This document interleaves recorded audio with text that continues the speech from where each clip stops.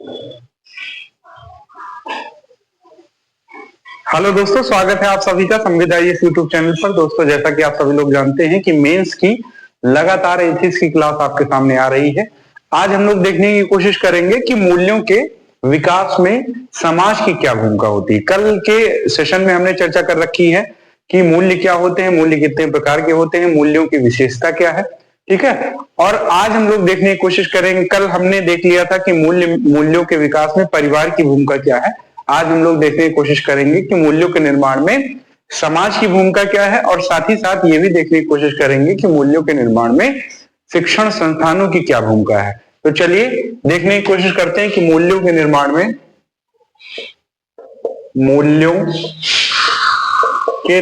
में समाज की भूमिका।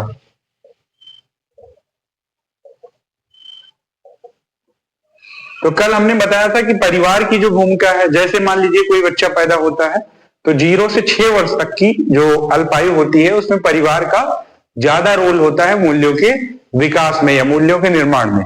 उसी तरीके से आप देखेंगे कि 6 वर्ष से जैसे ही प्राइमरी एजुकेशन स्टार्ट होता है और बच्चा जो है अन्य जो सामाजिक लोग हैं उनसे जिस तरीके से उसका इंटरेक्शन होता है, अंतरक्रिया होता है, उसी के आधार पर आप देखेंगे मूल्यों का विकास भी होता है। तो यहां पर आप कहेंगे कि वही 4 कैटेगरी आपको ध्यान में रखना है कि कब जो है मूल्यों का विकास होता है, दूसरा कैसे होता है, तीसरा कौन कौन से मूल्य होते हैं जो डेवलप होते हैं। तो कौन से मूल्य हैं जो डेवलप होते हैं। तो यहां पर देखिए कब होता है, तो वही मैंने एज ग्रुप बताया कि 0 से 6 वर्ष तक तो आप देखेंगे परिवार का प्रभाव ज्यादा रहता है, लेकिन 6 वर्ष से 12 वर्ष के अल्पायु की बात करें तो यहां पर सोसाइटी का रोल बढ़ जाता है। हालांकि ऐसा कई सारे मनोवैज्ञानिकों का मानना है कि 0 से 6 वर्ष के बीच में परिवार के साथ साथ समाज का भी प्रभाव बच्चे के ऊपर पड़ने लगता है, और समाज भी मूल्यों के विकास में परिवार के साथ साथ समानांतर क्रम में समाज का भी रोल रहता है। हालांकि ऐसा कई सारे लोगों का, कई सारे मनोवैज्ञानिकों का मानना नहीं भी है, कई सारे समाजशास्त्रियों का मानना है कि 6 से 12 वर्ष के बाद 6 से 12 वर्ष के आसपास की जो आयु है, यहां पर आप देखेंगे इस कंडीशन में सबसे ज्यादा प्रभाव अगर पड़ता है तो सोसाइटी का पड़ता है। हालांकि 12 के बाद की आयु की बात करें तो 13 वर्ष से लेकर के 19 वर्ष की जो अवस्था है, किशोरावस्था, ऐसे कंडीशन में पीयर ग्रुप का भी प्रभाव पड़ता है। ठीक है, तो 13 वर्ष से लेकर के 19 वर्ष के बीच की बात करें तो ऐसे कंडीशन में पीयर ग्रुप का भी प्रभाव पड़ता है, लेकिन सोसाइटी का प्रभाव 6 से 12 वर्ष के मध्य में पड़ता है। अब कैसे होता है, तो आप देखेंगे कि कुछ सामाजिक मानदंड बनाए जाते हैं। देखिए आपको पता है कि सोशल नॉर्म्स जो है, सामाजिक मानदंड, सोशल नॉर्म्स जो है वो काफी कठोर नहीं होते हैं। ऐसा नहीं कि कानून की तरह है और उनको अगर उनका पालन न किया जाए तो उसके लिए कोई कठोर सजा है, ऐसा नहीं है। सामाजिक मानदंड अनौपचारिक होते हैं, अगर उनको आप फॉलो करते हैं तो आपको एक प्रकार से समाज के लोग आपको अच्छा कहेंगे। ठीक है, अगर सामाजिक मानदंड को आप फॉलो नहीं करेंगे तो समाज के लोग आपको थोड़ा सा आपसे रुष्ट हो जाएंगे, नाराज हो जाएंगे। तो सामाजिक मानदंड कौन कौन से, जैसे मान लीजिए वृद्धों का सम्मान करना सामान्यतः हमारे सोशल नॉर्म्स के अंतर्गत आता है। तो कोई बूढ़ा बुजुर्ग अगर आपको दिखाई पड़ता है तो आपसे ये अपेक्षा की जाती है, या फिर किसी भी व्यक्ति से अपेक्षा की जाती है कि उसका वो सम्मान करे। तो जैसे यहां पर एक बात है कि सामाजिक मानदंड में भी वृद्धों का सम्मान करना, ये एक सामाजिक मानदंड बनाया गया। अब इसके माध्यम से आप बड़ों के सम्मान की जो सैद्धांतिक मूल्य है उसका विकास आपके अंदर करवाया जाएगा। दूसरा मान लीजिए सामाजिक मानदंड बना हुआ है कि पब्लिक प्लेस में ज्यादा शोरगुल ना करना, आवाज ना करना। तो आप यहां पर कहेंगे कि पब्लिक प्लेस में आवाज ना करना। ठीक है, ये मान लीजिए सामाजिक मानदंड है, और इसके लिए आप देखेंगे कि कोई कानून नहीं बना है, लेकिन सामान्यतः समाज के लोगों ने एक ऐसा नॉर्म्स बना रखा है कि आप इन चीजों का पालन करेंगे। और इन्हीं चीजों के माध्यम से आप देखेंगे कौन से मूल्य विकसित होते हैं, आधारभूत मूल्य भी विकसित होते हैं। जैसे परिवार में मैंने आपको बताया कि परिवार में आधारभूत मूल्य विकसित होते हैं, उसी तरीके से समाज के भी माध्यम से आधारभूत मूल्यों का विकास किया जाता है।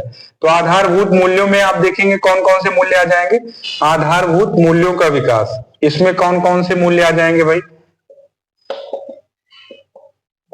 इसमें एक तो आपका आ जाएगा अनुशासन, ठीक है। समाज आपको अनुशासन भी सिखाता है। समाज में एक सामान्य सहमति है कि अगर कोई संवेदनशील वर्ग है तो उसके प्रति हमें जो है सहिष्णुता का भाव रखना, उसके प्रति हमें एक प्रकार से संवेदनशीलता का भाव रखना है, सहानुभूति का समानुभूति का भाव रखना है। तो सहानुभूति समानुभूति का भाव ये हमें समाज ही सिखाता है। मान लीजिए कोई दिव्यांग व्यक्ति है तो उसके प्रति समाज की ये अपेक्षा होती है कि आप उसके प्रति सहानुभूति व्यक्त करें। कोई स्त्री है तो समाज की अपेक्षा है कि उसका सम्मान करें, उसके प्रति जो है अपनी संवेदना व्यक्त करें और सहानुभूति, अगर वो कष्ट में है तो सहानुभूति व्यक्त करें। ये समाज ने अपने आप से ही मानक तैयार किए हैं और इसके माध्यम से आपको आधारभूत मूल्य सिखाए जाते हैं। अनुशासन हो गया, सम्मान हो गया, ठीक है। तो आप देखेंगे दूसरों का सम्मान या बड़ों का सम्मान, बड़ों का सम्मान, ये सब कैसे मूल्य हैं, ये आधारभूत मूल्य हैं जिनको समाज के द्वारा सामाजिक मानदंड बना करके आपको सिखाए जाते हैं, ठीक है। बड़ों का सम्मान हो गया, अनुशासन हो गया, धैर्य हो गया, धैर्य भी आपको समाज के द्वारा ही सिखाया जाता है, ठीक है। राष्ट्र प्रेम की बात करें तो राष्ट्र प्रेम भी समाज में कई सारे ऐसे आप देखेंगे गीत दिखाई पड़ते हैं जिनके माध्यम से आपके अंदर राष्ट्र प्रेम की भी भावना जगाने की कोशिश की जाती है। अब देखिए कुछ बातें यहाँ पर महत्वपूर्ण इस वजह से है कि आपके समाज में है और समाज से आपकी अंतरक्रिया किस तरीके से है, इसको भी आपको ध्यान में रखना है। बात की जाए तो हरियाणा में लड़कियों को जो है एक प्रकार से प्रोत्साहित किया जा रहा है। बेटी बचाओ बेटी पढ़ाओ आंदोलन हरियाणा में लिंगानुपात बढ़ाने की बात वहां पर की गई और लिंगानुपात बढ़ाने के ही क्रम में ये आंदोलन भी एक प्रकार से ये मूवमेंट भी चलाया गया और ऐसे कंडीशन में जेंडर जो इक्वलिटी है उसकी बात की गई, यानी जेंडर संवेदनशीलता सेंसिटिविटी की बात की गई। तो ये सारी चीजें, तो यहां पर आपको ध्यान में रखना है कि भाई समाज के साथ अब प्रभाव से पहले ही आपको थोड़ा सा ध्यान में रखना है कि प्रभाव क्या पड़ेगा। मैंने 4 पॉइंट कल भी बताया था कि परिवार जब मूल्यों का निर्माण करता है तो उस समय परिवार किस तरीके से मूल्यों का निर्माण करता है। तो 4 पॉइंट बताया था, कब करता है, कैसे करता है, कौन कौन से मूल्य करता है और उनका प्रभाव क्या होता है। तो अगर प्रभाव आप देखेंगे, अगर आप केवल एक समाज की बात करें कि एकल समाज से आप जुड़े हैं, ठीक है, एकल समाज से जुड़े हैं और आप अन्य समाज के साथ आपका सोशल इंटरेक्शन नहीं है, सामाजिक अंतरक्रिया नहीं है, तो ऐसे कंडीशन पर जो मूल्य डेवलप होंगे ज्यादा चांसेस हैं कि वो मूल्य सांप्रदायिक हों, कट्टरवाद की ओर आप बढ़ सकते हैं क्योंकि आपने मल्टी कल्चर की जो अवधारणा है उसको एक्सेप्ट नहीं किया। तो आप यहाँ कहेंगे कि समाज अगर एकल समाज से अंतरक्रिया किसी व्यक्ति की है, अगर एकल समाज से अंतरक्रिया है तो ऐसे कंडीशन में उस व्यक्ति के अंदर कट्टरवाद या फिर सांप्रदायिकता के मूल्य, नकारात्मक मूल्य ये प्रवेश कर सकते हैं। तो इसीलिए कहा जाता है कि मल्टीकल्चर आपका नेचर होना चाहिए, आप किसी एक धर्म के साथ ही ना रहें। इसी वजह से आपने देखा होगा जेएनयू नाम का एक विश्वविद्यालय है दिल्ली में, वहां का जो कल्चर है सामान्यतया भारत में अन्य विश्वविद्यालयों की अपेक्षा अच्छा माना जाता है, क्योंकि विविध क्षेत्रों से आए हुए लोग जब अपने कल्चर को साझा करते हैं तो ऐसे कंडीशन में आपके दृष्टिकोण में परिवर्तन आता है।